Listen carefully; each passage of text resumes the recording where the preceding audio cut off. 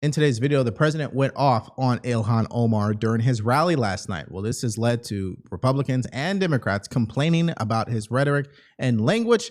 But what we're going to do in this video is actually focus on the message and the merits of what he was saying, particularly the economy, where he made some major announcements. But before all that, like this video, share this video, leave a comment down below, and please do not forget to subscribe. Let's start here.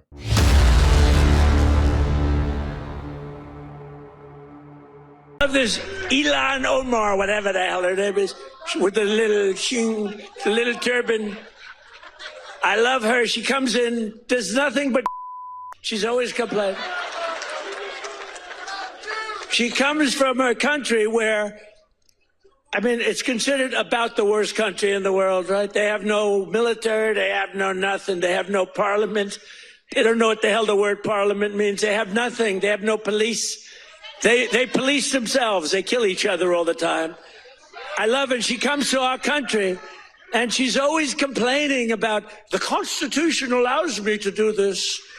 We ought to get her the hell out. Yeah, so you guys know where he was going with that. He was calling for her to, get kicked out of this country and deported.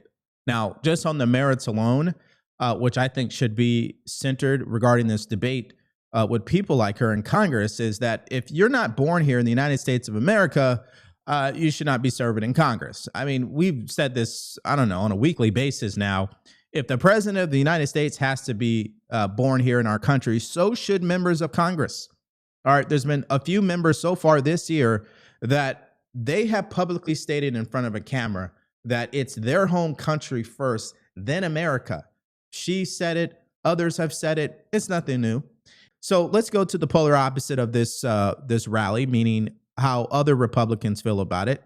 So this is Governor Cox out of Utah. I think you already know how this is going to go. I wanted to play this clip because it represents the continuous struggle with people in politics and how they react to the president. President Trump is having a rally. He's talking about affordability, but he's also talking about other things.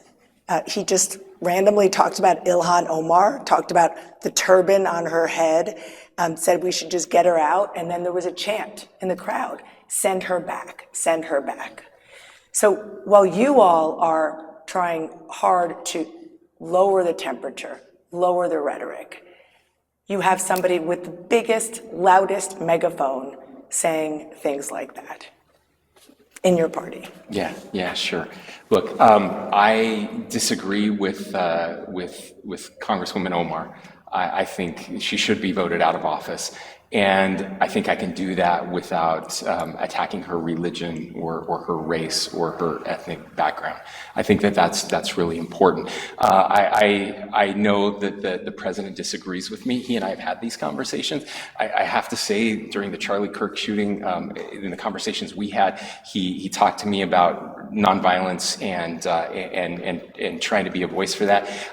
I understand he's not interested in uniting the country, and he would tell you that, I think, if he were sitting here with us tonight. But I would also say that it's not going to be a president who fixes this. It's not going to be two governors who fix this. It really has to be all of us. The politicians that we elect are a reflection of we the people. We know who Donald J. Trump is, okay? The guy is from New York. That tells you everything you need to know. These people will speak their minds, okay? And so I'm not shocked by his rhetoric. I've never been shocked by his rhetoric. In fact, if anything, his rhetoric actually makes me laugh because he's telling people exactly what they think, or, he's saying what most Americans think, in my opinion. So, of course, most people have this reaction. It's unbecoming of the presidency, etc. But listen, you can go to the other side where they're nice and polite, but they're just as rude, if not disrespectful, in so many other ways. This is just more of a blunt way of telling people what it is, and they don't like it. All right, so let's go back to the president. Here's more of what he had to say about the economy last night. A permanent pause on third world migration, including from hellholes like Afghanistan, Haiti, Somalia, and many other countries.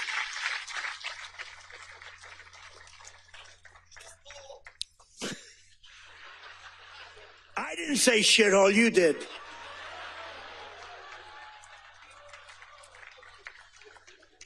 Remember, I said that to the senators. They came in, the Democrats. They wanted to be bipartisan. So they came in and they said, this is totally off the record. Nothing mentioned here. We want to be honest because our country was going to hell. And we had a meeting. And I say, why is it we only take people from shithole countries, right? Why can't we have some people from Norway, Sweden, just a few? Let us have a few. From Denmark, do you mind sending us a few people? Send us some nice people, do you mind? But we always take people from Somalia, places that are a disaster, right? Filthy, dirty, disgusting, ridden with crime. The only thing they're good at is going after ships. But they don't go after our ships. You know why? Because that same missile that knocks the crap out of them, that with the drug deal, is from Venezuela and others. Listen, the people who are part of the Somalia community, not every single one of them are terrible or a nuisance on our country. Some of them are actually great additions to our company, just like any other, foreign national from any other country. A lot of them bring work ethic that, people who want success in life really demand of the people that they're working with or working for. That's why most millionaires are not American citizens. Most of them are actually from other countries. I don't know if you guys understand that or if you guys are aware of that. So that's not, I don't think he's talking about those particular individuals. He's talking about the people who come here and are wreaking havoc, defrauding the system, committing crimes, not representing America in the best way. And this is the same standard that we apply to ourselves. There's a lot of dirtbags that are American citizens. There's a lot of people just taking up space. There's a lot of people abusing the system. Okay, so why don't we go to someone that attended this rally, a voter of the president, a Trump supporter. Here's what he has to say about the economy and the overall performance from the president. Trump has addressed a lot of my concerns, brought the price of gas down. No two ways about it. When it comes to the economy, how would you grade his job performance? Fantastic. Confident that the tariff policies are working? Yes. How's the Trump economy treating you? It's doing fine. It's been rough under Biden. Things don't happen overnight. I mean, it takes time. It took time to bring it down. It's going to take time to bring it back up again. I think the tariff policies will come into effect and start to work because it's going to bring manufacturing jobs back to the U.S. It's going to help stable the middle class and rebuild the middle class. Tourism is very important here, and there's a lot of people that work in the service industry. I am the owner of an Italian restaurant, and I'm glad that my employees will have the benefit of no tax on tips. All right, this is just crazy because you know what frustrates me the most? It's when these insurance companies continue to lowball everyday Americans when they have a serious accident. What am I talking about? They're paying the time that they lost, the things that they're going through. These insurance companies don't care about that. They only care about their bottom line, which is why I want to make you guys aware of Morgan & Morgan. This is America's largest injury law firm because they know when you're seriously hurt, that injury could be worth millions, and they're not going to settle for these lowball offers. And if you're results driven like me, pay attention to these numbers. They got a verdict out of Philadelphia for $26 million. That is 40 times higher than the insurance company. Out of Florida, they got one for $12 million. And then out of New York, $6.8 million, which is 25 times higher. You guys following what I'm saying here? You see, if you've ever been injured, don't overthink this. Protect your rights today. It only takes you a few minutes to see if you have a case, and you could do it all from your phone. And guess what? It doesn't cost you a thing. There's no upfront fees, any of that, unless they're able to get you results, including a win for your case. So did you know that you could start a claim with America's largest injury law firm in just a click by going to forthepeople.com/Devori? That is forthepeople.com/Devori, or click the link in the description below. No tax on tips, no tax on overtime, and a larger tax deduction regarding Social Security is what it really is. Are some huge reliefs for the American people during a time where their wages have not exceeded the rate of inflation over the past, let's just say 5 years at this point. And so, a lot of people are going to get that money and it's going to be huge and they're going to be feeling differently about the economy. Now, what I want to do is play you the reaction from Hakeem Jeffries. Now, this reaction is not this morning. It was actually yesterday, but it's still a reaction based in the fact that the president believes the economy is going in the right direction, that he gave it a A+++, and that he thinks, it's going to get even better. Here's what Hakeem Jeffries had to say about that. Donald Trump had the unmitigated gall yesterday to rate the economy an A+, 5 times over. Working class Americans, everyday Americans, hardworking American taxpayers are struggling in the Trump economy to live paycheck to paycheck. Can't thrive, can barely survive. Cost of living is completely and totally out of control. Donald Trump and Republicans have done nothing to lower the high cost of living. Costs haven't gone down, costs are going up. Housing costs, out of control. Electricity costs, out of control. Out of control. Childcare costs, out of control. Out of control. Grocery costs, out of control. And healthcare costs, out of control. And about to get worse because Donald Trump and Republicans refuse to do anything to extend the Affordable Care Act tax credits. The Trump Republican economy is not an A+. Everyday Americans are not confused about that. And if there's any debate as to the success or failure of this economy related to how it may be graded, the only question is whether the American people would give it a D for disaster or an F for failure. If the American people are going to give this economy a D for disaster or an F for failure, what would they give the Biden economy exactly? I don't even know if there's a grade for that. See, the prices that have increased during President Trump's administration is actually normal. What wasn't normal is a total of a 22% increase on average across the board for literally everything. That's not normal. So the 2.7 average inflation rate for this year is normal, but people are hypersensitive because they already got screwed under 22%. Listen, I think a better way of explaining it is me handing it over to CNBC. I want you guys to listen to this because I think that he explained it very well.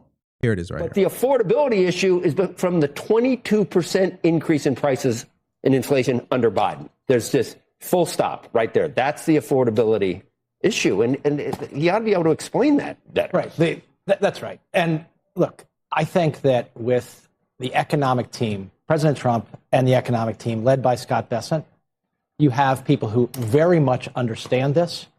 And it was they were thrown, what I would say, the worst economy for the average American in my adult lifetime, in terms of like you said, the incredible increase in prices at the household. The reality as we move forward is that people have to raise their income.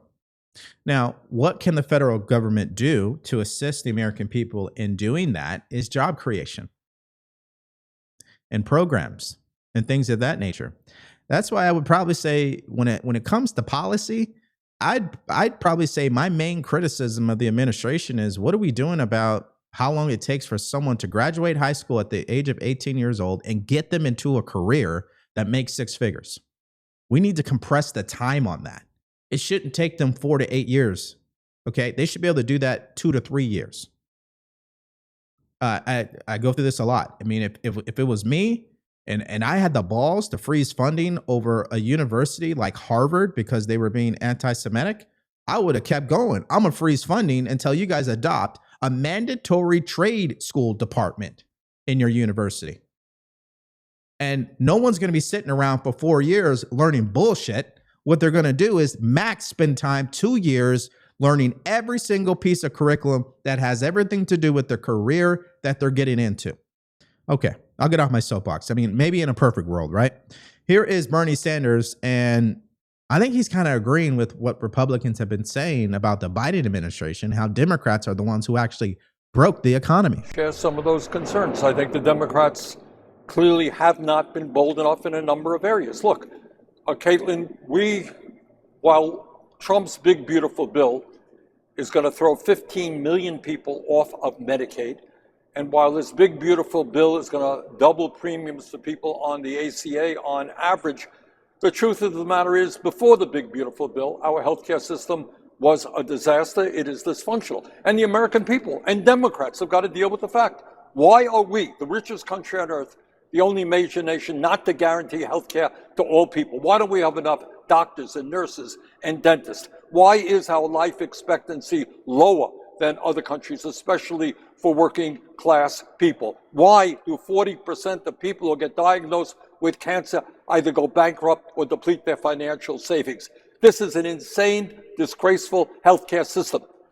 Now, we're getting more and more support, I have to say, good news, for Medicare for all, to do what other countries are doing. Not enough. Democrats have got to jump onto that. This might surprise you. The best performing assets of 2025 are not stocks, they're precious metals. I'll give you an example. Did you know that silver yesterday hit 60%, an all-time high? Or excuse me, $60 all-time high? Okay, I've been telling you guys for this past 2 weeks that silver is poised to go on a bull run. I'm not telling you, this is not an opinion. Go look at the numbers yourself. We already seen what happened with gold, and we see what people in Washington, including Bernie Sanders here, what they've done to the value of the dollar. So this year, gold and silver have both risen over 60%, and some experts believe that gold and silver bull market has just begun, and it's not over. And silver is powering the future, which could lead to skyrocketing demand for solar electricity vehicles and AI. So how could gold and silver increase or soar? Well, you could find out by calling my friends at Lear Capital, 1-800-920-8388 to get your free wealth protection kit. They provide great reports and an educational material so you can decide for yourself if gold and silver is right for you and your family. You got to talk to these people. Again, that number is 1-800-920-8388. The link is in the description below. If you mention my name, you could get up to $20,000 in bonus gold or silver with a qualified purchase. Again, contact Lear Capital today. So let's go to what Fox News is saying about next year regarding the tax season, because I told you guys that's a big indicator. I think it should be a reminder. I think the administration should continue to bring this point home because I think it tells the picture or shows the picture of how things can change so quickly as far as how people feel about the economy. Don't forget, it was just a month ago, or excuse me, actually, let's go back to September 10th. It was just September 10th where everything was perfect. And then you had the Charlie Kirk assassination.